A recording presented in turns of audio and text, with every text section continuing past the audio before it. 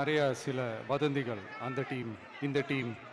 ஆனால் இவர் எந்த டீமும் கிடையாது, மக்களுடைய டீம், பீப்புள்ஸ் டீம் அப்படின்னு எல்லாருக்கும் தெரிஞ்சதுக்கப்புறம் வேற என்ன அவதூறு பரப்பலாம் இவர் மேலே, என்னதான் இந்த விஜயை பண்ணலாம் அப்படின்னு நினைக்கும் போது தான் இந்த கூட்டணி அந்த கூட்டணி அந்த கூட்டணிலாம் சேர போகிறாரு அப்படின்ட்டு ஒரு பொய்யான ஒரு பிரச்சாரத்தை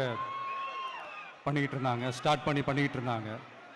இந்த நியூஸ் எல்லாம் கேட்டு நீங்கள் கொஞ்சம் கன்ஃபியூஸ் ஆகிருப்பீங்க.